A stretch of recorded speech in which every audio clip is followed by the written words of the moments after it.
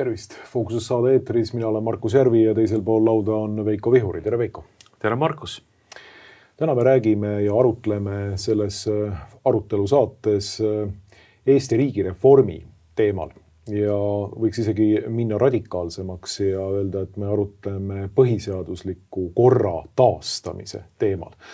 Kui ma ütlen põhiseadusliku korra taastamine, siis tegelikult me ju eeldame, et midagi on Eesti riigis nüüd väga-väga valesti läinud.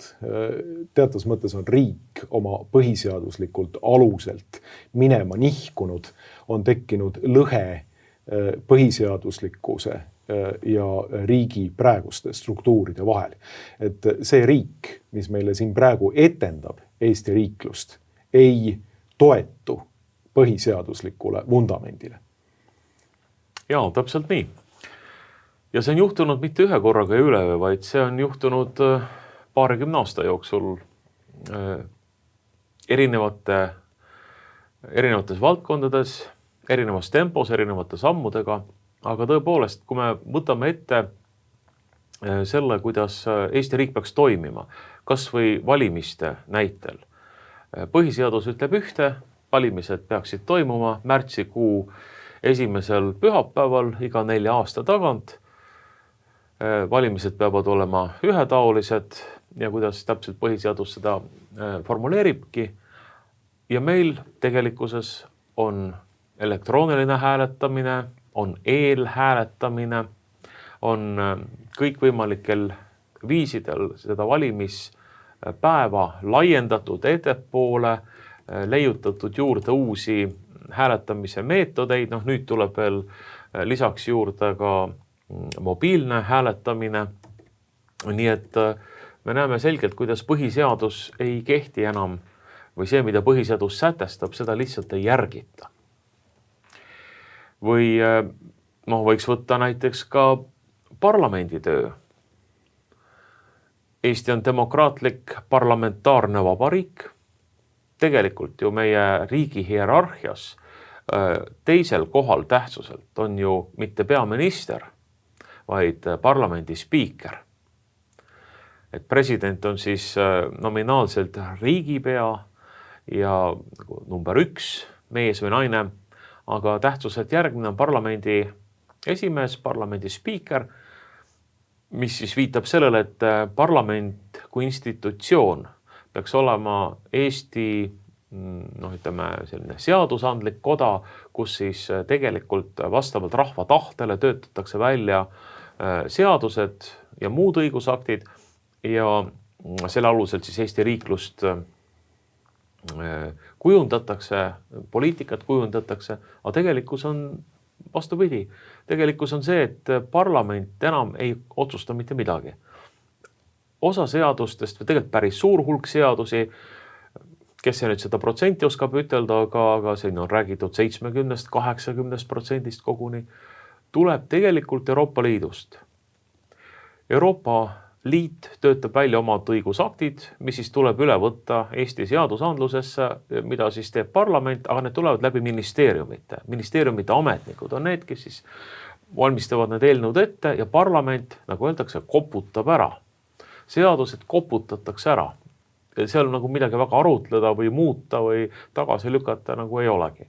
Ja teine sellega seonduv probleem on see, et ka valitsuskoalitsioon, võimuliit on tegelikult või see koalitsiooni nõukogu on see organ, kus siis tegelikult otsustatakse selle üle, mida parlament võtab vastu ja mida ei võta vastu. See vormistatakse siis koalitsioonisaadikute häältega. Jällegi parlamendis etendatakse demokraatiat, etendatakse arutelu, etendatakse eelnõude menetlemist. Tegelikult on kõik juba ette ära otsustatud, lihtsalt see vormistatakse seal. Ja see ei ole tegelikult see, kuidas põhiseaduse loojad Eesti riiki ja ka seda põhiseadust ette nägid. Ja see on nagu näide siis sellest, et me oleme päris kaugele triivinud kehtivast põhiseadusest, mida veel keegi tühistanud ei ole.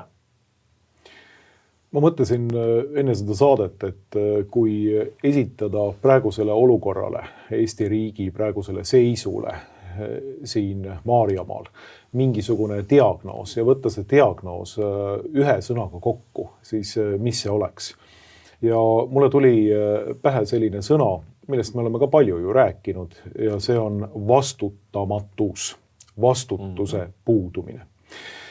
Et kui ma kirjeldaksin praegust olukorda, siis Eestis kehtib ja toimub ja leiab aset endeemiline vastutamatus.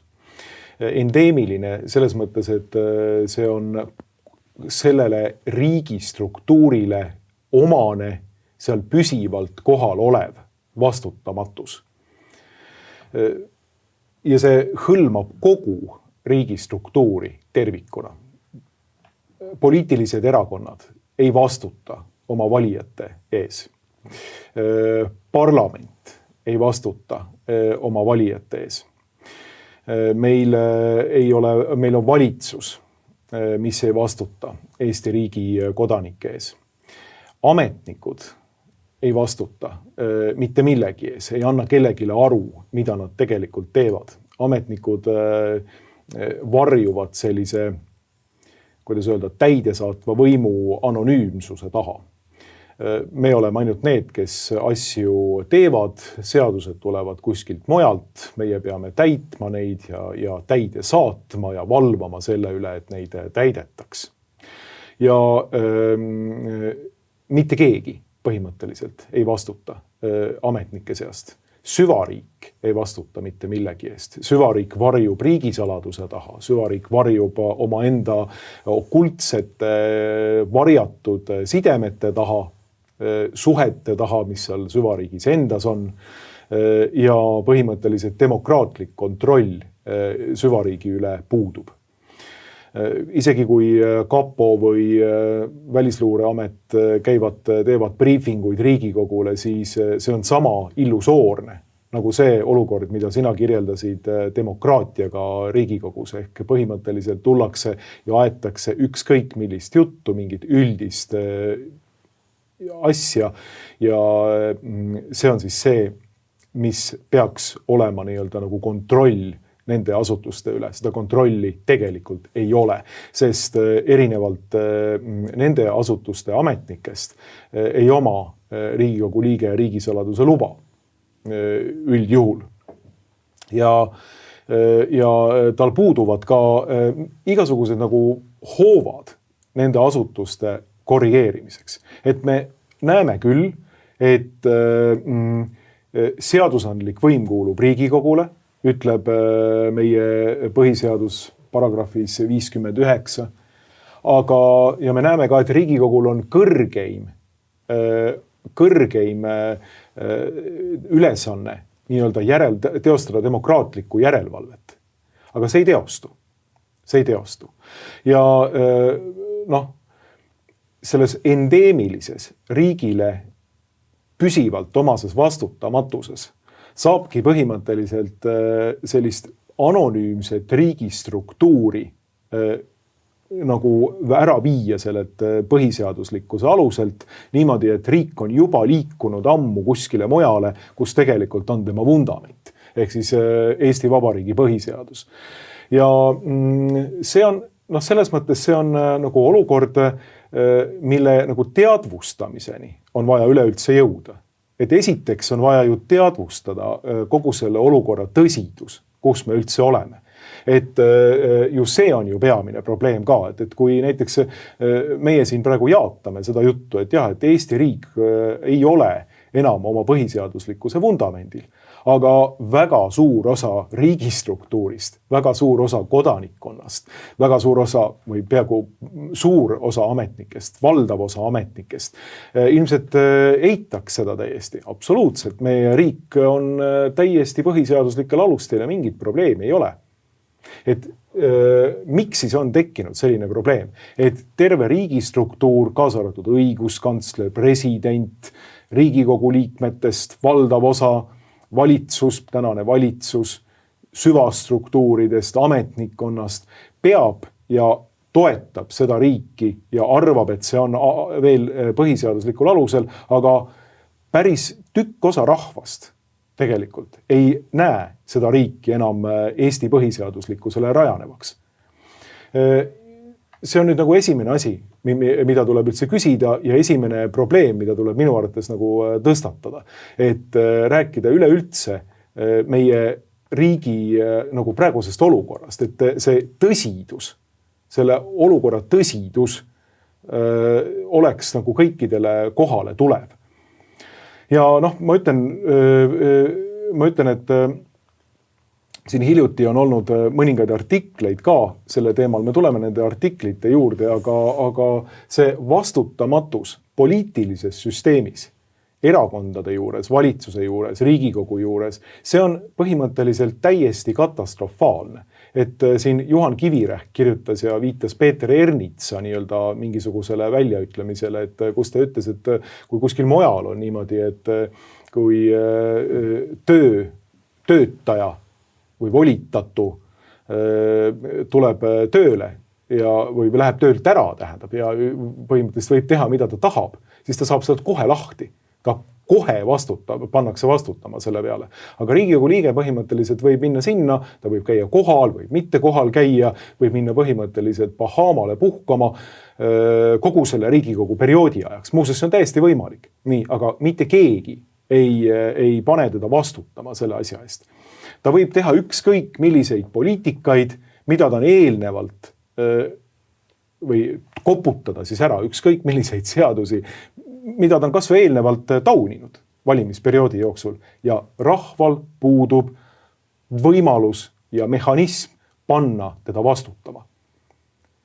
See on katastrofaalne olukord ja see tegelikult, mida see esile toob? See toob esile riigi sellise katastroofilise võõrdumise rahvast. Riik on täiesti võõrdunud rahvast sellisel viisil, et väga suur osa inimestest ei pea seda riiki enda riigiks. Ei pea seda riiki selleks, mis minu eest eksisteerib, võitleb, minu hüvanguks on loodud, mis on hea minu perekonnale, mis on hea meile kõigile. Et see on see peamine probleem, aga selle probleemi teadvustamine, ma toonitan, on üks asi, mis tuleks nagu Eesti ühiskonnas väga-väga laialt kõlama panna. Sest muidu me mingit restauratsiooni teha ei saa, kui me seda probleemi ja selle probleemi juurt tuvastada ei suuda.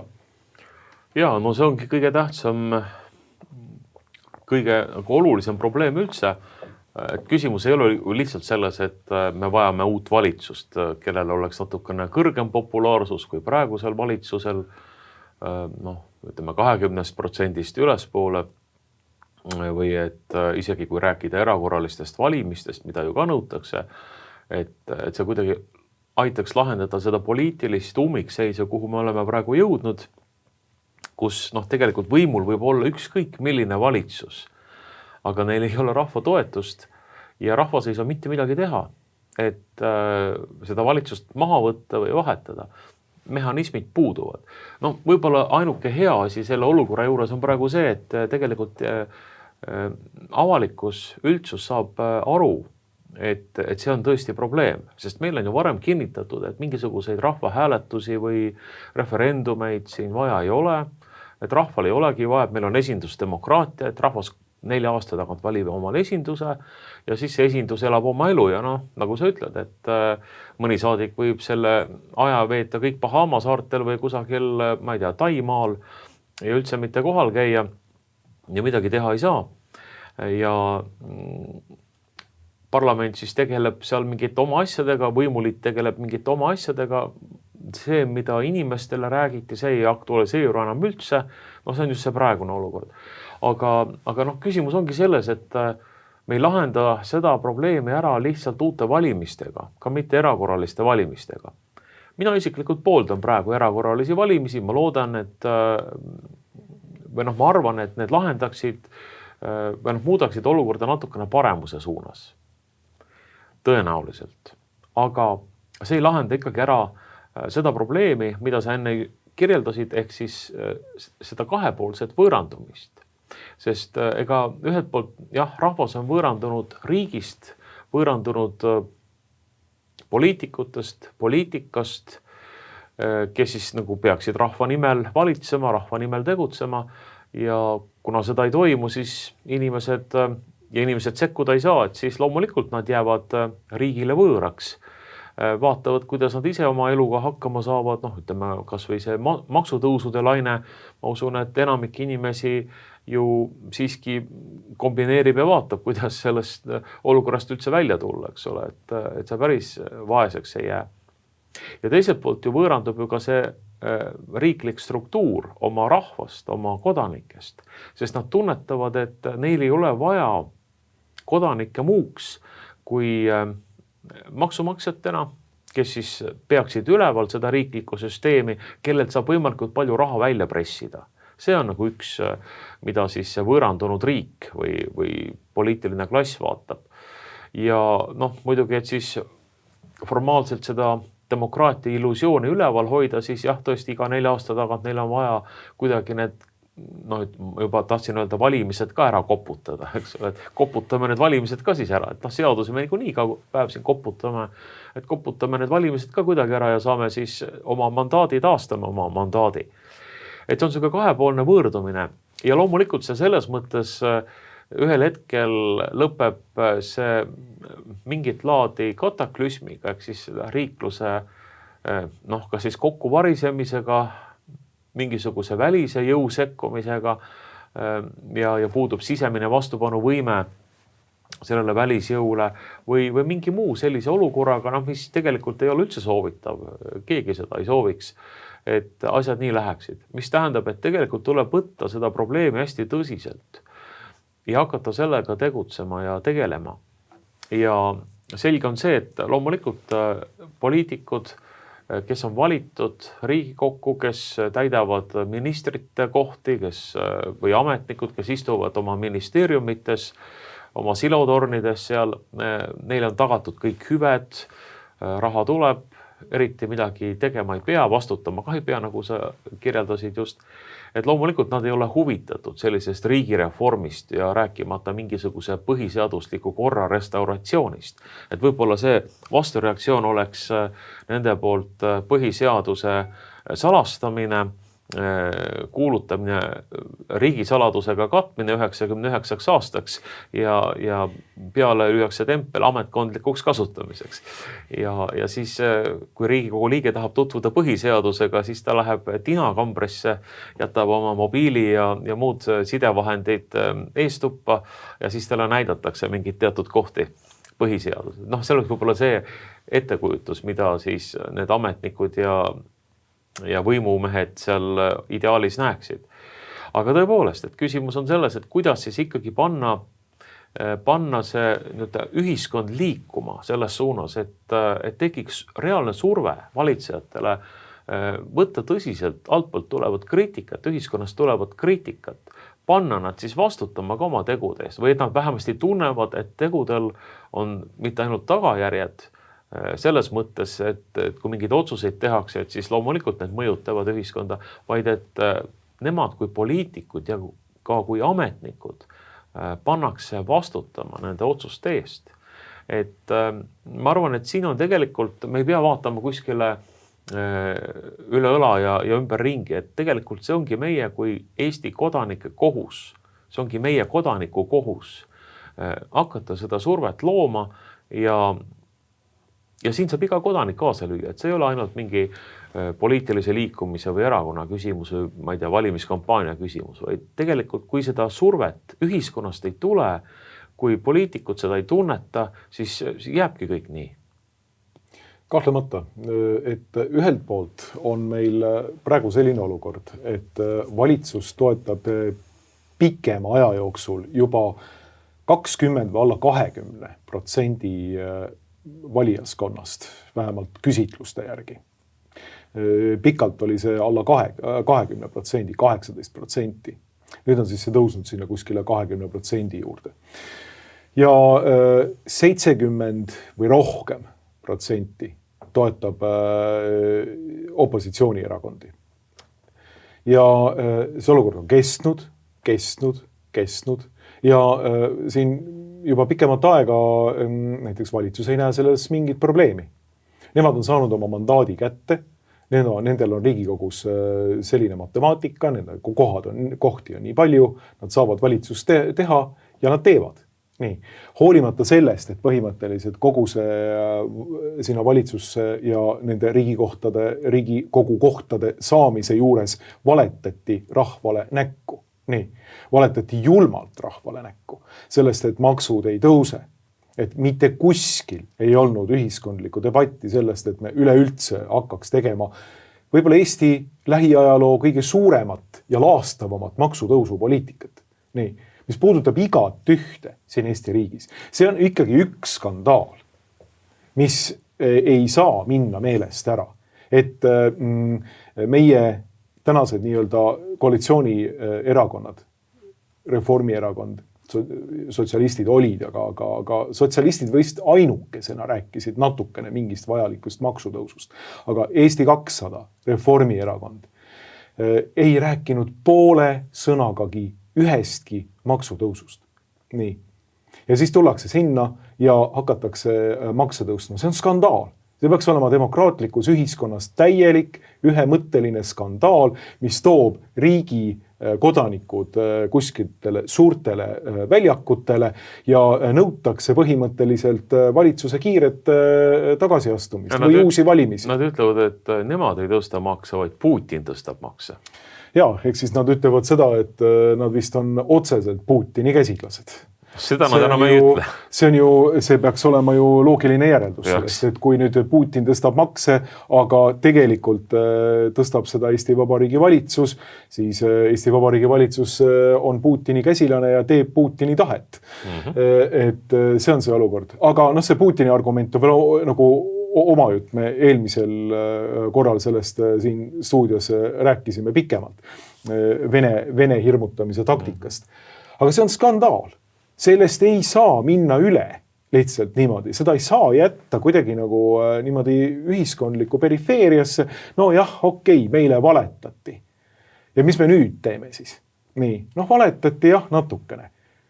Aga kas te saate inimesed aru, et kui nüüd on tehtud selline pretsedent, et teile on nii julmalt näkku valetatud ja mitte keegi ei võta sellest poliitilist vastutust, et te hääletate Reformierakonda edasi, praegu on tal kuskil 17% toetust ja annate nendele samadele inimestele, kes valetasid teile näkku, ikka veel hääled edasi. Ka järgmistel, ma ei tea, KOV-i valimistel või 27. aasta korraliste Riigikogu valimistel. Siis mida sellest siis järeldub? Sellest järeldub see, et kogu see endeemiline vastutamatus süveneb veelgi.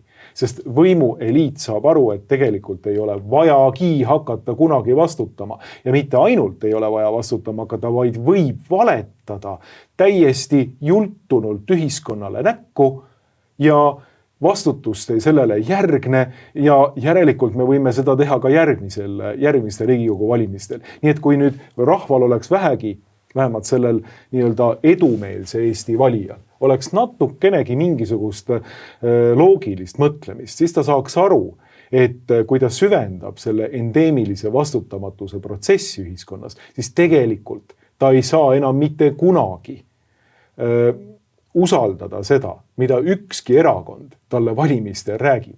Vähemalt need erakonnad, mis konkreetselt talle eelmistel valimistel on valetanud. Nii. Ja see on fundamentaalne probleem. Sellele ma tahan nagu rõhku panna. Et see ei ole lihtsalt nagu üks probleemide rägastikus, vaid see on nüüd nagu riikliku usalduse ja poliitilise usalduse ja usutavuse fundamentaalne probleem. Ja kui see mängitakse maha niimoodi, et ühiskonnas ei järgne sellele tõesti mingit nagu kataklüsmi ja poliitilist pööret, siis mul ei ole midagi öelda, sellepärast et siis on valijad oma valitsejaid väärt ja nende valitsejate jultumus ainult kasvab, see probleem ainult süveneb. Ehk tegelikult kokkuvõtlikult öeldes probleem ei ole mitte ainult loomulikult poliitilised erakonnad, vaid probleem on tegelikult demokraatias mitte koolitatud ja mõjutatavad valijad. Valijad, kes lasevad endale valetada ja kes nõustuvad sellega, et neile on valetatud. Et kujutate ette nagu olukorda, kus teile, ma ei tea, naaber või poepidaja näiteks on tulnud niimoodi valetama. Nii. poepidaja valetab teile niimoodi, et no ma ei tea, kõige banaalsemal moel. Et vaat see banaanikilo on nüüd praegu nagu allahinnatuna 1,29. Nii. Ja siis lähete sinna kassasse ja banaanikilo on 1,89. Ja siis küsib, vabandust, mis on niimoodi, et mis on? Ei, praegu on selline asi lihtsalt. Banaan maksab meil nüüd niimoodi. Aga kas, teil on kirjas ju seal 1,29. Ei, praegu me ei saa nagu lubada sellist asja. Niimoodi. Ja kui see nüüd saab nagu selliseks poe pidamise kultuuriks, kujutate ette, milliseid üllatusi te poodides hakkate nägema. Aga kandke see nüüd üle nagu poliitilisele elule. Siis te alles hakkate nägema, milliseid üllatusi kogu see valitsev seltskond teile alles hakkab keevitama juurde. Et see on tegelikult eneseväärikuse küsimus, kui sulle on niimoodi korra valetatud, siis ei saa seda sama jõudu enam edasi valida, ei ole võimalik seda teha. Ühes nagu sotsiaalmeedia lõimes, sinu postituse all muuses, üks inimene tuli ja ütles välja sellise asja, et tema teab väga paljusid inimesi, või tema tutvusringkonnas on paljud sellised inimesed, kes kiruvad Reformierakonna poliitikat, kiruvad nende maksutõusu, kiruvad seda, mida nad on teinud niimoodi siin Eesti Vabariigis, aga valivad neid ikka edasi. Ja mina mõtlen selle peale, et huvitav. Esiteks minu nagu vahetussuhtlusringkonnas selliseid inimesi ei ole muidugi. Aga mind täitsa huvitab see psühholoogiline fenomen. Kuidas on üleüldse võimalik selline asi, et sa kirud erakonna poliitikat, aga sa ikka hääletad selle erakonna poolt. Ja see on nüüd nagu mingisugune psühholoogiline probleem, mis tegelikult on vaja ka rahva puhul ära lahendada, et kuidas on üldse võimalik selline olukord. Ma saan aru nõukogude ajal, kui oli ainult üks partei ja kama 2 poes said mitu viinapudelit ja läksid sinna ja tegid oma punase risti sinna kuskil ära, et vahet polnud. Nii, aga nüüd on ju ometi vahet. Nüüd on erinevad variandid, erinevad alternatiivid. Ja kui nüüd see mentaliteet edasi läheb ja tundub, et läheb, sellepärast, et 17% ikkagi toetab Reformierakonda. Tõsi, E200 toetus on seal allapoole valimiskünnist, midagi seal kõlgub seal 2,5 ja 3, ma ei tea, mingi 2 vahel. Rahu nendega, ütleme nii, rahu nende hingele, requiescant in pace, aga Reformierakonna toetus on liiga kõrge selle peale. 17% inimestest, kes on vastanud, neil on valetatud näkku ja nad ikka veel valivad seda erakonda. Ja see on ka nüüd üks psühholoogiline probleem.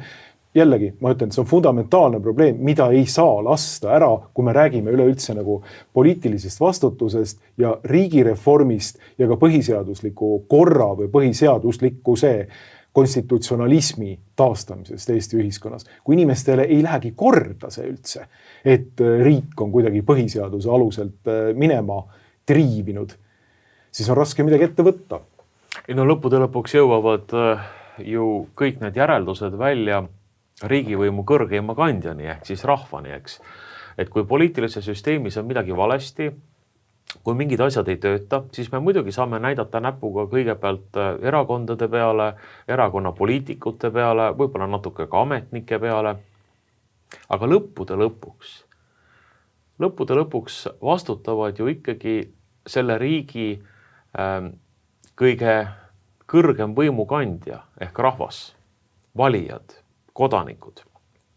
Nii need, kes ei lähe valima, kes eiravad valimisi, kui ka need, kes lähevad valima ja valivad siis seal teatud jõude, kes on soodustanud ja ajanud sellist poliitikat, mis on selle riikluse praegu oma põhialuselt ära viinud. Ja selles mõttes tuleb loomulikult rääkida kõigepealt valijatest, valijate teadlikkusest ja ma arvan, et siin jah, saab tuua eri näiteid, nagu sa juba nimetasid, Eesti 200 on tegelikult ju maksnud oma eksistentsi hinnaga selle poliitika eest, mida ta on läinud ajama. Ta ütles ju enne valimisi, keegi nende esindajatest ütles, et me läheme valitsusse või me aitame Reformierakonnal nende poliitikat ellu viia. See oli enne parlamendi valimisi välja öeldud seisukoht ja nad läksid ja aitasidki Reformierakonnal kõiki neid valelikke asju ellu viia, mida siis Reformierakond ei lubanud või mida ta koguni eitas, aga siis pärast valimisi hakkas tegelikult tegema. Ja nüüd huvitav on tõesti see, et Reformierakond ei ole maksnud selle eest nii ränka hinda. Ta on maksnud küll, sest enne valimisi oli ju Reformierakonna toetus ka sinna 30 kanti. Kes täpselt mäletab, eks nad seal nädalast nädalasse kõikusid ka, aga seal mäletan vahepeal oli isegi üle 30% oli Reformierakonna toetus enne 23. aasta parlamendivalimisi. Mingi aeg võib-olla seal 29 ja natuke alla selle. Ja see kukkus siis enam-vähem peale seda, kui oli selge, et nad olid oma maksupoliitika kohta täiesti sirgelt ja külmalt valetanud ja hakkasid ellu viima hoopis teistsugust poliitikat kui see, mida nad lubasid. Et nad on kaotanud seal ikkagi 30 pealt tulla alla 17 peale või kus nad seal kõiguvad, see on siiski märkimisväärne. Nad on praegu populaarsuselt võib-olla vahest teine, kolmas, võib-olla isegi 4. erakond Eestis. Et seda on lubamatult palju, ütleks selle toetuse kohta. Aga midagi saab siiski nagu öelda, et nad on pidanud ka sellest oma populaarsusega maksma. Ja eks nad nüüd muidugi teevadki praegu sellist näitemängu selle valitsusremondiga ja nii-öelda uue koalitsioonilepinguga ja selle narratiiviga, et nüüd on ikka see parempoolne valitsus meil ja et nüüd alles nad siis hakkavad seda parempoolset poliitikat tegema, tühistamata kõike seda, mida nagu enne koos sotsidega ellu viidi, eks ole. Aga see on siis katse nagu veeretada süü sotside peale, kes välja heideti koalitsioonist ja nüüd ajada ise siis nagu puhaste kätega hoopis teistsugust poliitikat. Ja loomulikult, kui valija seda ei karista, siis tegelikult valija karistab ise ennast. Sest ta ainult soodustab sellise mõtteviisi ja karistamatuse tunde tekkimist ja jätkumist ja süvenemist poliitikutes, et nii saabki ja me ei peagi vastutama millegi eest. Nii et jah, põhiprobleem tegelikult selle olukorra põhiprobleem, kuhu me tänaseks Eesti riigiga oleme jõudnud, on Eesti valija, Eesti kodanik. Ja ma ei taha sugugi jõuda selleni välja, et me hakkame nüüd kodanikke siin manitsema, õpetama, kiruma ja mida kõike. Et see on mõttetu tegevus. Et ei ole mõtet riielda ja pahandada valijate kallal. Küll aga tuleks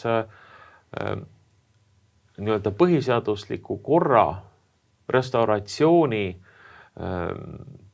teekonnal, sest see on teekond, see ei ole, et sa deklareerid põhiseaduse uuesti täielikult kehtivaks, et sinna tuleb teatud sammudega jõuda. Et küll on võimalik sellel teekonnal astuda teatud samme, langetada teatud otsuseid, mis nagu raamistavad selle soovitud tulemuse niimoodi ära, et see soodustab siis pigemini sellist, ütleme siis, mis annaks näiteks rahvale otsedemokraatia võimalused, referendumite võimaluse ise algatada neid, eks ole, siis rahvaalgatuse või seaduste algatamise võimaluse ja ühesõnaga muud sellised mehhanismid, mis ei lase üldse tekkidagi, mis välistavad juba ette või vähemasti siis korrigeerivad tagantjärgi selliseid olukordi, mis on praeguseks Eesti poliitikas ja riiklikus elus tekkinud. Et loomulikult inimesi saab alati lollitada, saab propagandaga lollitada ja seda tehakse täiesti küüniliselt ja külmalt. Saab peibutada igasuguste populistlike lubadustega, igatepidi ja ei saagi ju valijatele ette heita, et nad ei ole ju päevast päeva poliitikas sees, nad ei orienteeru absoluutselt peensusteni kõikides asjades, nad paratamatult on olukorras, kus nad peavad usaldama, mina kaasa arvatud, et ma olen selles mõttes ka tavavalija, kuulan seda, mida poliitikud räägivad, otsustan, üritan midagi võib-olla oma arusaamist mööda siis selgeks teha endale, aga paljudel inimestel ei ole sedagi aega ega võimalust, et endale mingid asjad nii peensusteni selgeks teha, nad usaldavad, mida poliitikud räägivad. Ja poliitikud siis kasutavad seda ära, et populaarsust võita, et võimule saada, et võimu teostama hakata, aga valijatele peab antama sellised instrumendid kätte, sellised mehhanismid kätte, mille kaudu on võimalik siis seda võõrandunud riiki ja võõrandunud poliitilist klassi korrale kutsuda ja taastada uuesti riigi võimu, riigi asutuste side riigivõimu kõrgeima kandjaga ehk rahvaga. Ja see on tegelikult see põhiküsimus, mis tuleb kuidagi ära lahendada, mille poole tuleb liikuma hakata. Ja selleks, et selle poole üldse liikuma hakata, tuleb sellest probleemist rääkida, mida me siis ka tänases saates teeme. Ma arvan, et me peaksime käsitlema seda, et millistes punktides konkreetselt siis see riik on põhiseaduslikult fundamendilt minema liikunud ja nihkunud. Ja ma teen algust sellega. Ja võtame Eesti Vabariigi põhiseaduse ette ja võtame ja loeme selle preambulist neid printsiipe, millele Eesti Vabariik tegelikult peaks olema rajatud. Kõikumatus usus ja vankumatus tahtes kindlustada ja arendada riiki, mis on loodud Eesti rahva riikliku enesemääramise kustumatul õigusel ja välja kuulutatud 1918. aasta 24. veebruaril, mis on rajatud vabadusele, õiglusele ja õigusele. Tuleme nüüd nende kolme mõiste juurde näiteks. Vabadusele. Nii. Me näeme, kuidas tänane riik on pidevalt kogu aeg kodanike vabadusi koomale tõmmanud. Kogu aeg me näeme seda sammu haaval. Me näeme politseiriigi üha kasvavat kämmalt. Me näeme mingisuguseid kaameraid, mis asja eest teist taga pildistavad inimesi autodes ja autode liikumist. Mis asi see on? Kust kohast selline asi tuleb? Kes on seda volitanud? Ministrid ütlevad, et ei tea sellest asjast mitte midagi, päästes oma nägu valetades ilmselgelt. Nii. Ja siis õiguskantsler ütleb, et samamoodi, et asi on väga problemaatiline, aga kõik kuidagi jätkub. Nii. Politseiriigi arendamine jätkub. Nii. Keegi kuskil nagu kämmalt ette ei saa. Nii. On rajatud vabadusele. Mis vabadus see selline on, kuid mida niimoodi teostatakse. On rajatud vabadusele selles mõttes, et kui me vaatsime, kuidas Eesti riik kodanike põhiõigusi summutab, kui meil oli koroonadiktatuur. Liikumisvabadus oli pandud sõltuvusse sellest, kas sa olid teinud ära oma lõpetamata ohutusuuringutega süsti, võimalik, et fataalsete tagajärgedega sinule, või ei olnud seda teinud. Nii. Tohutu nii-öelda kodanike vabaduste konkreetne rikkumine. Õigluse printsiip, õiguse printsiip. Nendest võime rääkida pikalt, kuidas tegelikult õigust ja kuidas tegelikult õiglust ei ole, et riigi struktuurid süstemaatiliselt on andnud ja riigi kohtusüsteem on andnud õiguse nendele, kellele see tegelikult ei kuulu. Näiteks, ma ei teagi, need samad organisatsioonid nagu Kaitsevägi ja teised, kes inimeste vabaduse peal tallusid. Ei ole mitte kuskilt tulnud veel nii-öelda sellist kohtuotsust, et Kaitsevägi oleks tegelikult konkreetselt rikkunud Eesti Vabariigi põhiseadust, Eesti Vabariigi partikulaarseadusi. Nii. Mis on kaitseks sisemisele ja välisele rahule ning pandiks praegustele ja tulevastele põlvedele nende ühiskondlikus edus ja üldises kasus. Kaitseks sisemisele ja välisele rahule. Kooseluseadus, abielu rüvetamine, tuulikud ja Rail Baltic, üks projekt teise järel, mis põhimõtteliselt on meie praeguse poliitilise eliidi poolt välja käidud, mis ohustab sisemist rahu, mis lõhestab rahvast, mis võõrandab rahvast riigist, mis tammub jultunult inimeste moraalsetel veendumustel, mis tammub ja surub alla inimeste õigust oma enda maal ringi käia niimoodi, et nad ei ole pidevalt kogu aeg mingisuguse hiigeltuugeni mõjuväljas. Nii. Ja siis, kui inimesed vastu hakkavad, nimetatakse neid riigivastasteks. Nii. Välisele rahule pandiks välisele rahule, mida teeb praegune Eesti riik? Ta on põhimõtteliselt nagu nael karu tagumikus. Nii, üritab kogu aeg tegeleda sellega, et seda välist rahu, vaata, et ei saaks tulla. Nii, vaata, et kõik teeb enda praeguste võimete piires, et see väline rahu saaks rikutud. Et rahu ei oleks. Et Venemaa tuleks siia, et ütleks ühe raksuga, et kuule aitab sellest jamast ja teeme sellele Pribaltikale siin 1-0 ära. Nii. Ma ei hakka siin isegi loetlema neid asju, raha konfiskeerimine esimese naamuses Euroopa Liidus, teistes Euroopa Liidu riikides sellist seadust ei olnud. Usuvabaduse mahasurumine, mis on otseselt muuseas ka teiste põhiseaduse usuvabaduse ja meelsusvabaduse sätetega vastuolus, aga muuseas ka selle välise rahu ja sisemise rahu nõuetega vastuolus.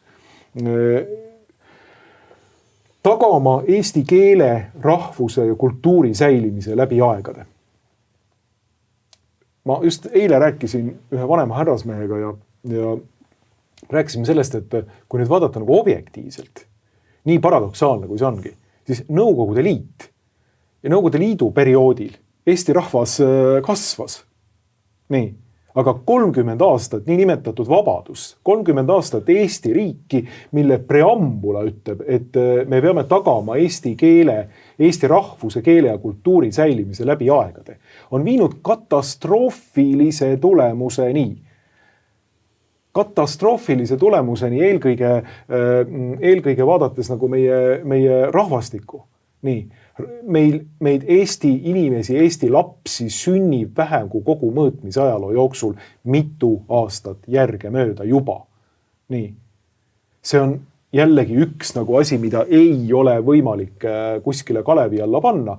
See sama riik, mis ütleb, et me peame tagama Eesti rahvuse, keele ja kultuuri säilimise läbi aegade, tapab oma lapsi, õigustab laste tapmist ja ütleb, et see on igati hea ja tore. Jällegi, kuidas me säilitame Eesti rahvust, keelt ja kultuuri, kui meid ei sünni juurde, kui tegelikult selle 30 aastaga me oleme vähemuses, kui selle vähemuses tähendab veel mitte, aga selle 30 aastaga me oleme kokku kuivanud rahvana alla miljoniliseks rahvaks. Riik, mis on jõudnud sinnamaani välja, et 100 000 eestlased on läinud Eesti riigist ära, sest siin pole olnud võimalik elada või on kuskil mujal kõvasti parem. Ja riik, mis on teinud enda nii-öelda eelarve tasakaalu, ansipliku eelarve tasakaalu nimel seda, et pigistada riigieelarve kinni ja põhimõtteliselt lasta kalevipojad igale poole maailma laiali. Nii, kuidas see riik tagab Eesti rahvuse, keele ja kultuuri säilimise läbi aegade? Ma teen siin nüüd, annan sulle sõnaäri üle, sellepärast, et neid temaatikaid on palju. Võib-olla ma tegelikult ühe temaatikaga tuleksin veel, aga sa oled seda juba kommenteerinud ka meie eelmises saates, et siit võib edasi minna. Paragrahv 1. Eesti on iseseisev ja sõltumatu demokraatlik vabariik, kus kõrgeima riigivõimu kandja on rahvas. Jah, siin on lausa 2 punkti, mis tegelikult ei kumbki vasta tegelikkusele. Et mis on kirjas küll põhiseaduses, aga mida järgita, sest oma iseseisvuse ja sõltumatusest, ütleme oma iseseisvusest ja sõltumatusest, me oleme ju tegelikult vabatahtlikult loobunud, me oleme loovutanud suveräänsust, nagu seda peenemalt öeldakse, me oleme loovutanud või delegeerinud suveräänsust ära Euroopa Liidule, tegime seda lausa rahvahääletusel 2003, mis muideks ongi viimane rahvahääletus üldse, mis siin on olnud, mis on ka selles mõttes ju märgiline, et viimasel rahvahääletusel, mida meil on lubatud ja vajalikuks peetud läbi viia, me andsime rahvana nõusoleku loovutada suur osa oma iseseisvusest ja sõltumatusest ehk suveräänsusest ära kõrgematele struktuuridele. Ja rohkem meil ei olegi vaja enam midagi hääletada siin, sest edasi läheb asi juba autopiloodile, eks ole, või nii nagu tegelikult Brüsselis ja kusagil mujal kaugemal üle meie peade otsustatakse. Ja noh, teine selle esimese paragrahvi pool ütleb, et kõrgeima riigivõimu kandja on rahvas, mis teoreetiliselt ju tõesti nii on, aga praktikas jällegi see kõrgeima riigivõimu kandja pannakse nurka seisma 4 aastaks ja suured onud ja tädid laua taga otsustavad ilma selle kõrgeima riigivõimu kandjata. Või siis nagu see karikatuur on või see selline naljapilt, kuidas siis orjad tassivad vaaraod ja selle pildi puhul on siis kõrgeimaks riigivõimu kandjaks on siis need orjad, eks ole, kes seda vaaraod seal kandetoolis siis kannavad, et jah, võim ise on siis see, keda kantakse. Et nüüd noh, jah, seda nimekirja saaksin ju lõputult jätkata, saaks võtta kogu põhiseaduse ette ja vaadata paragrahvi järgi, vaadata siis ära, et milles ei vasta enam sellele tegelikkusele. Aga noh, me teame, et tegelikult põhiseadus on ammu lihtsalt selliseks sümboolseks paberiks ja et tegelik võim talitab ja toimetab hoopis teiste printsiipide alusel ja ta saab ka tegelikult oma volitused ja kuskilt mujalt. Et selle kõrgeima riigivõimu kandja, ma ütlen jutumärkides, volitusi on vaja lihtsalt demokraatliku riigi illusiooni üleval hoidmiseks. Et see on ka muide hästi oluline aspekt teadvustada, et kui illusoorne on absoluutselt kõik see, mis siin riigis on.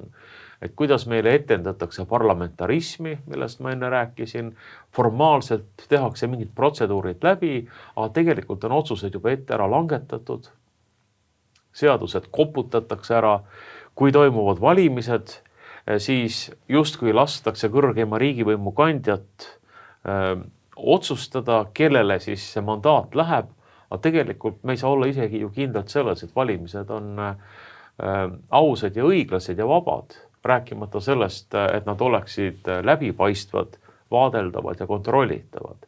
Et noh, kuni selleni välja, see on jällegi üks väga suur teema, mis tuleb põhiseadusliku korra restauratsiooni puhul või selle poole liikudes, seda taotledes ära lahendada, et kuidas me jõuame selle olukorrani, et meil üldse toimuksid sellised valimised, mida ühiskond saab usaldada, mida terve ühiskond sõltumata poliitilistest vaadetest saab usaldada. See ongi ju demokraatlike valimiste mõte, et jah, üks inimene võib olla vasakaktivist, teine võib olla siis nii-öelda paremäärmuslane, keskel seal kuskil siis on mingisugune peavoolupartei toetaja, aga me kõik peame saama olla kindlad selles, et see tulemus, mida siis rahvas ehk valijad valimispäeval valimiskasti on lasknud,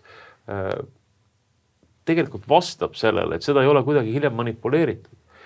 Nii et jällegi üks järjekordne tõke või raskus sellel teel, et kuidas me jõuame olukorrani välja, et me saame üldse usaldada oma valimisi. Aga ilmselt seda asja tulebki harutama hakata nagu erinevatest otsadest, et üks asi on siis taastada põhiseaduspärased valimised, nii nagu põhiseadus ütleb, kuidas valimisi tuleb läbi viia, me peame nagu selles saavutama selle ühise arusaama ühiskonnas ja siis me saame hakata arutama juba järgmisi teemasid, et kuidas põhiseadust hakata täitma. Loomulikult, ma ei arva, et 92. aasta põhiseadus oleks nüüd ainukene ideaalne lahendus meie ühiskonnale. Ükski põhiseadus ei ole igavene, ükski põhikord ei jää kehtima alatiseks, ikka tuleb, elu nõuab muudatusi, aga me peame tegelikult jõudma praegu üldse sellele ühisele alusele, mis on ühiskondlikuks kokkuleppeks. Ja ainukene, mis meil praegult ühiskondliku kokkuleppena on olemas, see on ikkagi 92. aasta põhiseadus. Meil ei ole midagi muud. Et kui me suudame jõuda tagasi sellesse olukorda, et 92. aasta põhiseadus on meie riikluse aluseks ja seda täidetakse, siis me võime hakata arutama selle üle, kuidas seda põhiseadust parandada, kas üldse teha uut põhiseadust.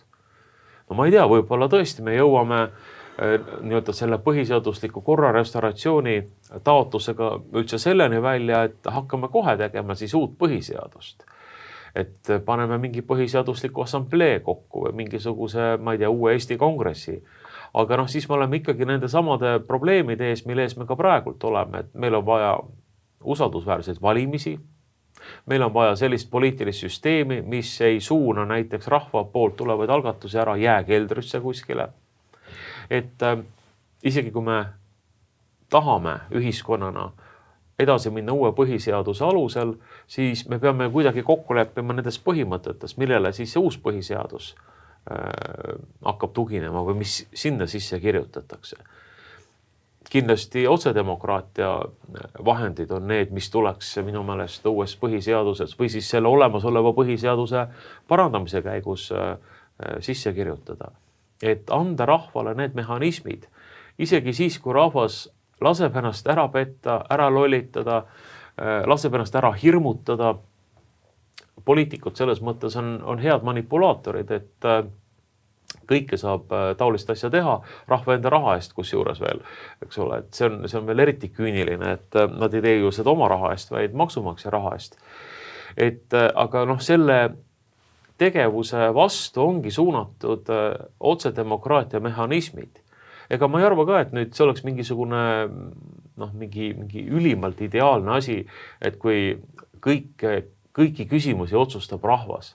Et rahvas võib ka loomulikult eksida, nii nagu iga inimene on ekslik ja kui inimene on ekslik, siis järelikult ka rahvas kui inimeste summa on ekslik.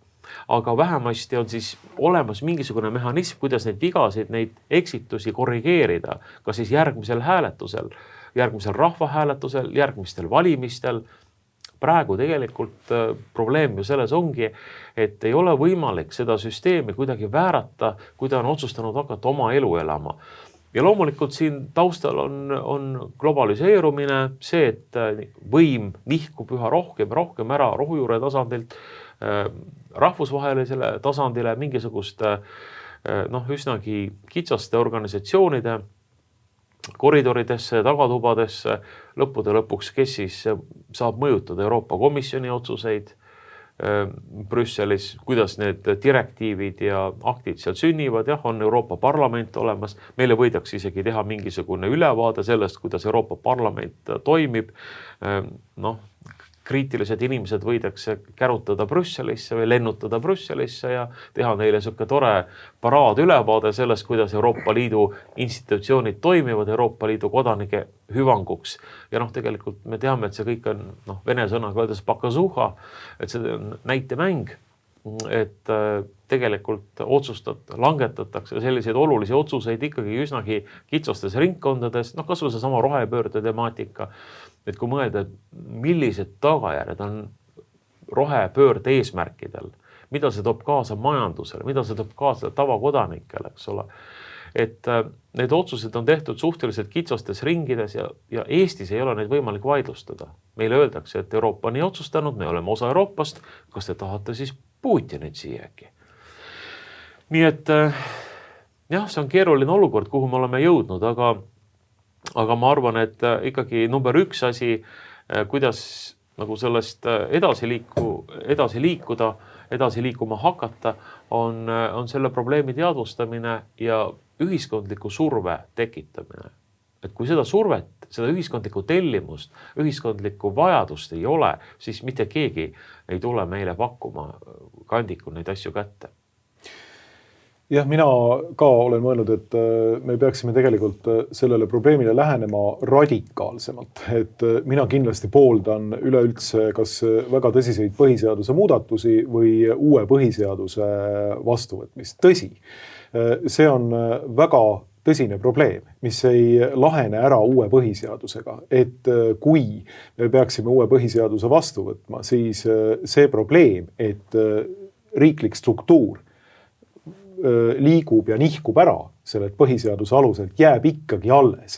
Ja kui seda probleemi ei adresseerita, ei võeta tõsiselt, et mis siis põhjustab selle, et riik ei ole võimeline täitma oma põhiseadust, et riigi struktuur kui selline lihtsalt nihkub kuskile kaugemale ja tegelikult käsitleb seda põhiseadust mingisuguse tühja või sümboolse dokumendina. Kui seda piisavalt ei ole mõistetud, seda dünaamikat, mis seal taustal on, siis see kordub. Loomulikult. Ja peamine nagu problemaatika ongi see, et ma arvan, et miks riik on oma põhiseaduslikult aluselt ära läinud, on ikkagi selline globaalne ja Euroopa Liidu poolne surve ja need mõjutussidemed, et riigist on saanud mingisugune võõrriik.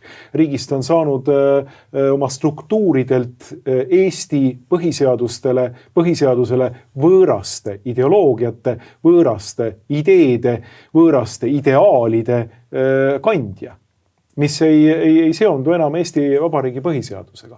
Ja tegelikult, kui sa nüüd lubad mul natukene fantaseerida, siis et milline see Eesti riik võiks tegelikult olla uues põhiseaduses, sest mina läheksin nagu Eesti ajalukku ja mõtleksin hoopistükkis nagu Eesti sellise nii-öelda rahva olemuse peale, et meil on pandud ette seda, et me ei ole suutnud omale ühtset kuningriiki luua ja kõik Kamuisse vabadussõja aegadel või vabadusvõitluse aegadel olid erinevad maakonnad, kes ei koordineerinud omavahel väga selgelt nii-öelda oma ühiseid ettevõtmisi. Et eestlane pigem selline, et ta tahab olla kuidagi eraldi teistest, sellise nagu ühtse tervikliku masinavärgi alla ta nagu eriti kuuluda ei taha. Nii, see võib olla miinus, aga miks mitte teha sellest oma suur trump, miks mitte teha sellest oma tegelik tugevus sellele riigile. Ütleme nii, et meile on antud selline loomus, meile on rahvana antud kahtlemata ka providentsi poolt, jumaliku providentsi poolt selline ideestik või selline, kuidas öelda, dispositsioon, sisemine kalduvus niimoodi asju ajada, aga teeme sellest oma trumbi. Miks üldse meil peaks olema selline ühtne monoliitne Eesti riik? Miks mitte teha näiteks muinasmaakondade baasil konföderatsioon, luua konföderatsioon, kus otsedemokraatlikud vahendid on eelkõige kasutusel maakondlikul tasandil ja riiklik selline konföderatsiooni parlament käib koos nii nagu Šveitsis, võib-olla 6 korra või siis teeb mingisuguse sessiooni seal paar nädalat sessiooni, kvartalis või pooles aastas. Kõik, nii. Kus konföderatsiooni parlamendi liikmed see on pigem aukohustus, see ei võta ära inimeselt mingisugust nagu tema enda tööaega ja tema enda, ta ei moodusta sellist, kuidas öelda, professionaalse poliitiku kiltkonda üldse, vaid asju aetakse eelkõige nii-öelda maakondlikul föderatiivsel konföderatsiooni liikme tasandil siis. Ja minule kui libertaarile, ehk siis sellisele inimesele, kellele riiklik sekkumine ei meeldi ja inimesele, kes tahaks riiklikku sekkumist absoluutselt miinimumini viia. Minule selline mudel, mis tõsi, on Šveitsi mudel tegelikult. Minule selline mudel vägagi meeldiks, et kui me mõtleksime Eesti Vabariigist mitte kui sellisest ühtsest, suurest monstrumist, vaid tükeldaksime selle ära väiksemateks, paremini toimivateks üksusteks, kus kehtiksid tõsised otsedemokraatlikud õigused, kus lokaalsel tasandil subsidiaarsusprintsiibile truuks jäädes, mis on üks katoliku sotsiaaldoktriini baasprintsiipe. Ehk siis asju tuleb ajada seal, kus on nende õige koht. Subsidiaarsusprintsiibile toetudes võiks olla asjade õige ajamise koht, ma ei tea, küla tasandil, linna tasandil, aga maakonna tasandil ja ainult väga nagu väheste asjade ajamine käib selle konföderatsiooni parlamendi ja riigi tasandil. Seda riiki kui sellist, seda suurt monstrumit, mis on meil kuidagi oleme selline nagu moodustanud endale sellise müüdi. Eesti riik on nüüd see Eesti asi niimoodi, mis siin peab olema ja see on see, mida me kaitseme ja see on see, mida me siin edutame. Et see suur monstrum, mis on tegelikult juba kaugenenud ammu kõikidest oma eesmärkidest, oma konstitutsioonilistest baasprintsiipidest, et sellist olukorda, et üldse sellist monstrumit tekitada ei oleks. No jaa, meil on olemas ju põlisrahvaste liikumine ja mõnes mõttes selle liikumise edu näitab, kas Eesti rahva või Eesti põlisrahvaste hulgas laiemalt on toetust sellele visioonile, mida sa praegu esitasid, mis on iseendast väga muljetavaldav ja tegelikult tasuks läbi mõtlemist igatepidi ja läbi arutamist. Et kahtlemata see on üks võimalik riigi pidamise, riigi korraldamise viise, täiesti tõsiselt võetav ja tuleks läbi mõelda ja läbi arutada. Praegu on lihtsalt probleem ju selles, et ütleme, et Eesti riik taastati 91. aastal õigusliku järjepidevuse alusel. Selles mõttes oli juba see raamistik ette antud ja mõnes mõttes oli ka see ju päris suur võitlus kahe suuna vahel, eks ole, et kas luua täiesti uus vabariik, niinimetatud kolmas vabariik, mida siis Edgar Savisaar, Rahvarinne, ka mitmed teised poliitikud ju pooldasid või siis taastada Eesti Vabariik õigusliku järjepidevuse alusel, nii nagu Eesti Kongress, kodanike komiteed, rahvusliku sõltumatuse partei, veel mitmed jõud seda pooldasid ja lõpuks jäi peale ikkagi see ütleme siis niimoodi, et lõpuks loodi uus vabariik õigusliku järjepidevuse alusel, eks siis nii-öelda see kommunistlik nomenklatuur asus ilusasti Eesti Vabariigi positsioonidele ja kuulutas selle taastatuks, nii nagu enne sõda oli. Aga vähemasti see oli toona selline riigi moodustamise või taasmoodustamise alus. Ja selles mõttes 92. aasta põhiseadus ju väljendab väga selgesti sellise rahvusriigi ideestikku, kas või see sama preambul, mida sa enne ette lugesid, milleks see riik on üldse loodud, Eesti rahva, eesti keele, Eesti kultuuri säilimiseks. Ma täiendasin natukene, et tegelikult nagu peamiseks ajendiks Eesti riigi tekkimisele oli ikkagi see, et me laulsime ennast vabaks.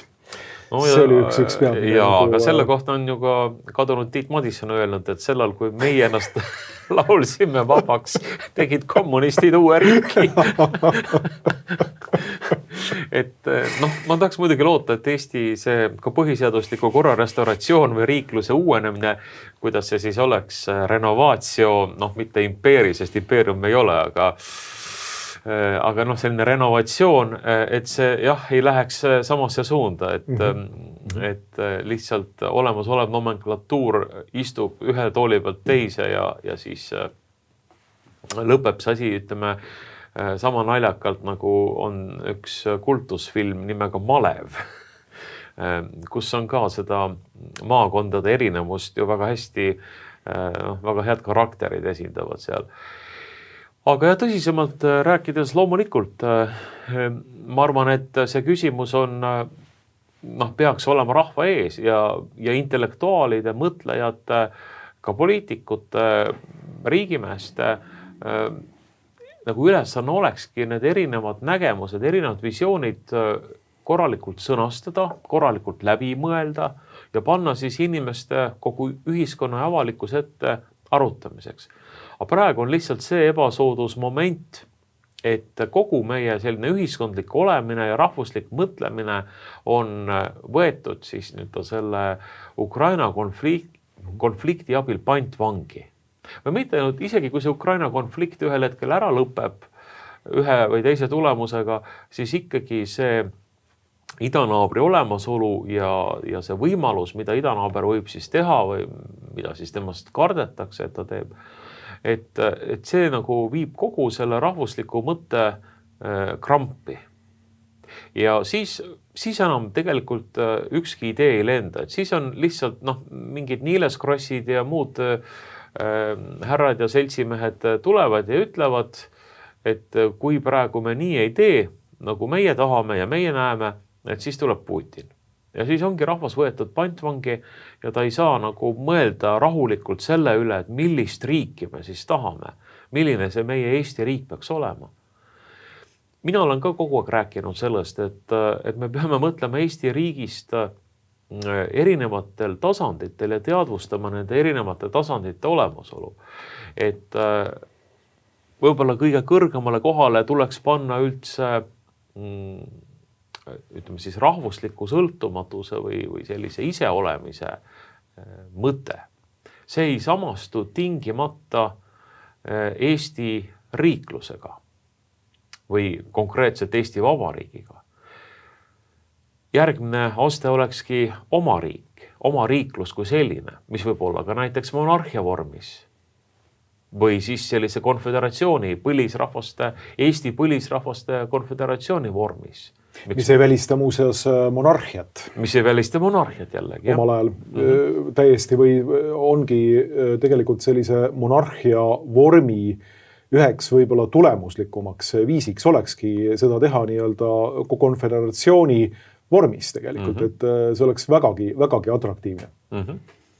Ja alles seal kusagil allpool tuleb see Eesti Vabariigi kui siis sellise sekulaarse revolutsioonilise vabariigi sellise vormi kasutamine meie rahvuse kestmiseks ja iseolemiseks, ise otsustamiseks. Ja ma tahan lahku viia need asjad, et üks asi on meie selle Eesti rahvuse, mis siis tegelikult ju tuleb kokku kõikidest nendest nii-öelda põlisrahvastest, ehk siis saarlastest, võrokestest, setodest, virulastest, lääne-eestlastest ja nii edasi, et tegelikult miks me siis seda identiteeti, mis on regiooniti ajalooliselt, etniliselt, etnograafiliselt olemas olnud, miks me siis seda peaksime kuidagi tasalülitama, eks ole, mingisuguse üldise Eesti rahva nimel, et me ikkagi oleme ka väike rahvana tegelikult ju ääretult rikkad oma selle ajaloo ja kultuuri poolest, nii et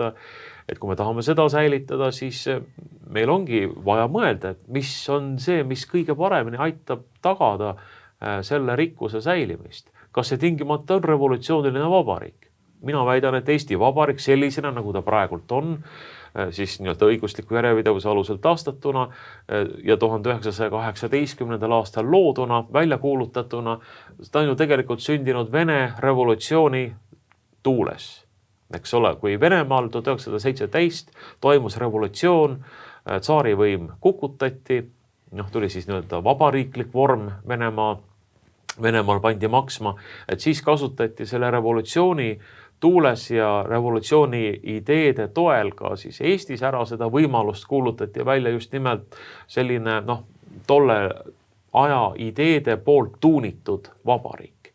Ja me oleme praegu selle vormiga läinud edasi ja me kuidagi nagu eeldame seda, et eestlaseks olemine tähendab lojaalsust ainult siis Eesti Vabariigile kui sellisele konkreetsele riigivormile. Et kui me hakkame rääkima mingisugust, ma ei tea, kas või põlisrahvaste juttu või mingit konföderatsiooni juttu või isegi monarhia juttu, et siis see nagu ei ole lojaalne Eestile kui sellisele. Aga Eesti ei samastu tingimata Eesti Vabariigiga. See võib muutuda, see riiklik vorm ja see on nagu sekundaarne selles suhtes, mis on primaarne.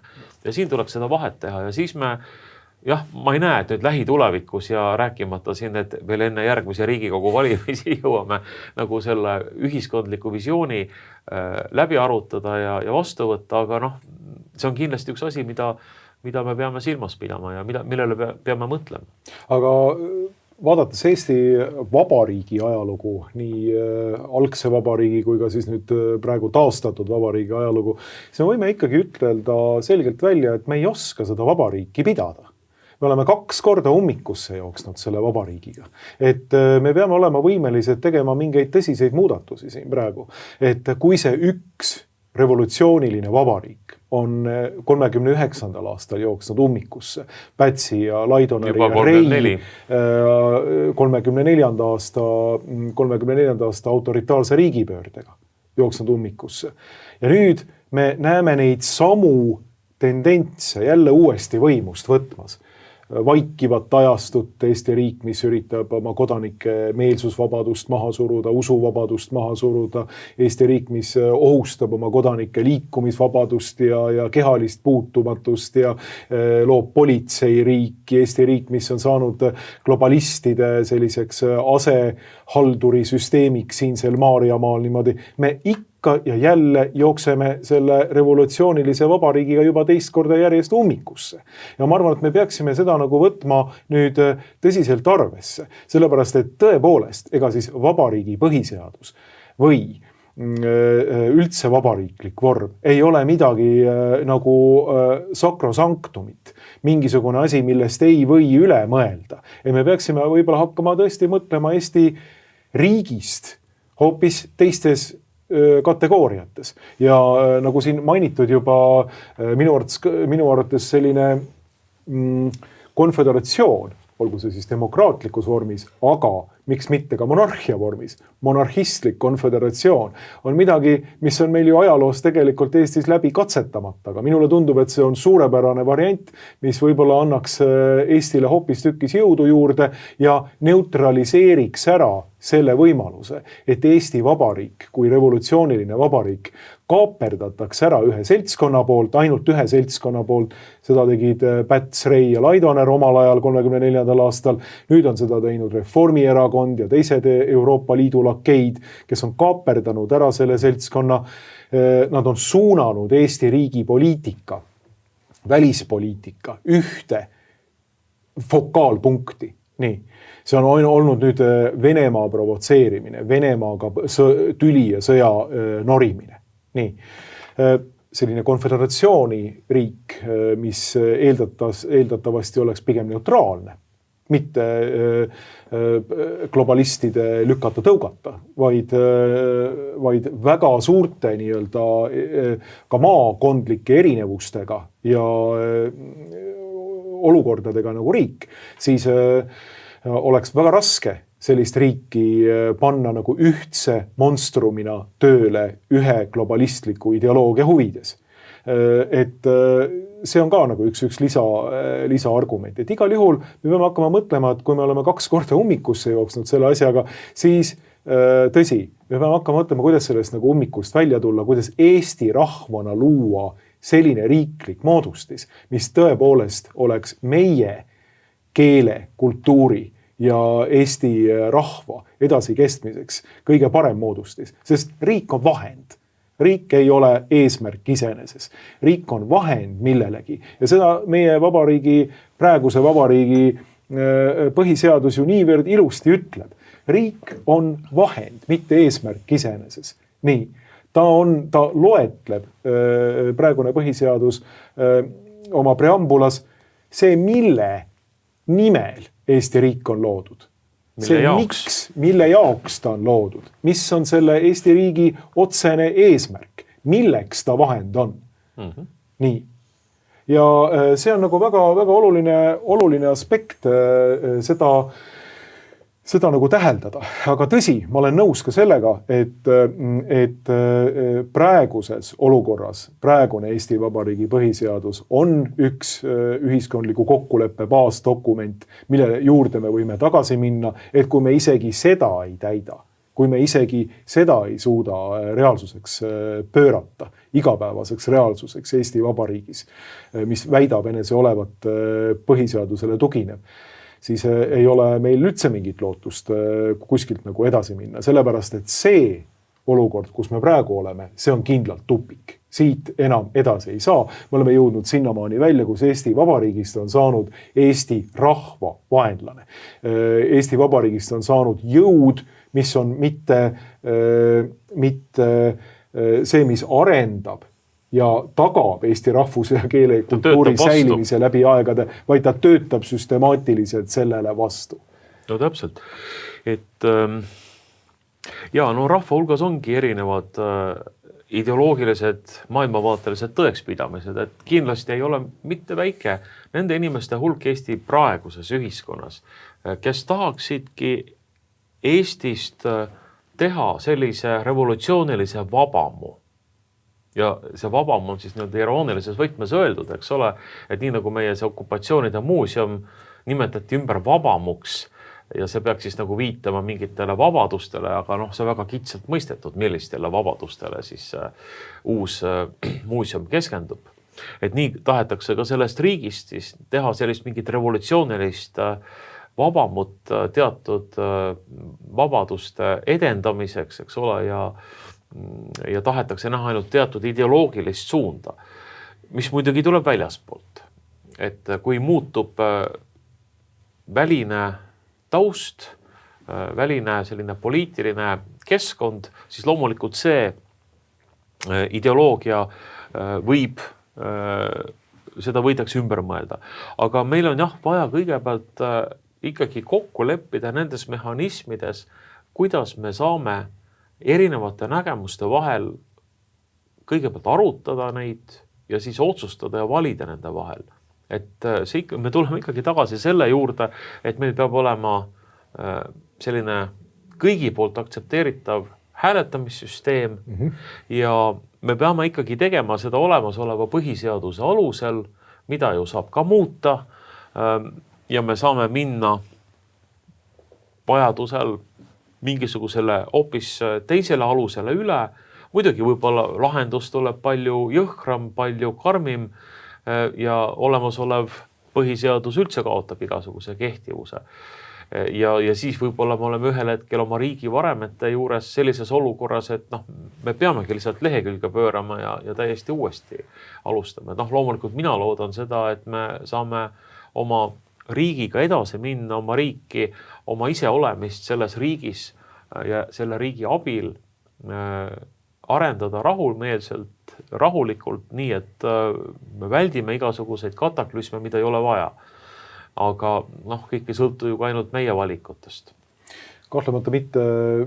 Esiteks tõesti tuleks taastada see, mida ütleb põhiseadus paragrahvis 60. Riigikogu korralised valimised toimivad märtsikuu esimesel pühapäeval 4. aastal, mis järgneb Riigikogu eelmiste valimiste aastale. Ehk siis ühel päeval pabervalimised, ei mingisugust muud nalja. See on võib-olla üks kõige kuidas öelda, markantsemaid näiteid sellest, kuidas põhiseadusest lihtsalt sammutakse üle. Niivõrd selget kirjeldust valimiste läbiviimisest ei ole enam võimalik ette nagu põhiseadusliku sellise keele raames ette võimalik kujutada. Siin on kõik öeldud, kuidas valimised peavad toimuma, aga meil ei toimu loomulikult.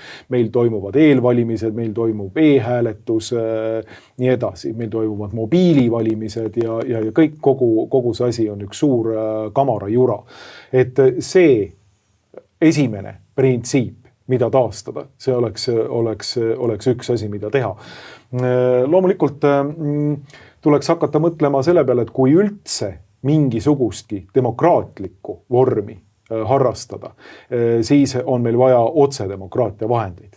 Otsedemokraatia vahendid tuleks kirjutada muudetud põhiseadusesse sisse, olgu see siis konföderatsiooni vormis või olgu see siis mingis muus vormis. Aga seda saab teha juba praegu, kui oleks tahet. Seda saab teha juba praegu. Vaata, kuidas tegelikult muudeti ju põhiseadust ju selleks, et võtta teatud valijad rühmadelt hääleõigus ära. Ja.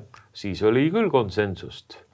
Aga otsedemokraatia puhul see oleks põhimõtteliselt tehtav ka praeguse Riigikogu poolt, juhul kui oleks olemas poliitiline tahe. Aga seda loomulikult ei ole, sellepärast et otsedemokraatiat kardab Eesti poliitiline klikk nagu vanapagan välku, sellepärast et see võtaks talt ära selle vastutamatuse, endeemilise vastutamatuse olukorra. Ta peaks hakkama tõsiselt järele mõtlema, mida ta teeb, kui meil oleks rahval võimalus rahvahääletusi esile kutsuda ja kui rahvahääletuse tulemus oleks Riigikogu otsusele vastupidine, siis Riigikogu peaks kas laiali minema või võtma vastu selle muudetud ettepaneku, mis rahva poolt on sinna lauale talle nüüd pandud. Ja selles mõttes on nagu otsedemokraatia üks vahend, kuidas nagu see Damoklese mõõk nüüd ikka korralikult selle vastutamatu seltskonna pea peale rippuma panna. Aga see oleks üks viis, kuidas üleüldse mingisuguse restauratsioonini jõuda, aga kuidas seda ka rahva puhul teha, see on nüüd omaette küsimus, milliste sammudega me sinna võime jõuda. Ma arvan, et selles saates me oleme nagu jõudnud nagu teoreetilisele arusaamale sellest, et seda tuleb teha, aga konkreetsete sammude osas peame vist veel natukene mõtteid mõlgutama ja jätma selle teema tulevikusaadete jaoks. Mahtamata. Aga suur tänu, Veiko, sulle siia stuudiosse tulemast ja suur tänu selle arutelu eest. Aitäh kutsumast.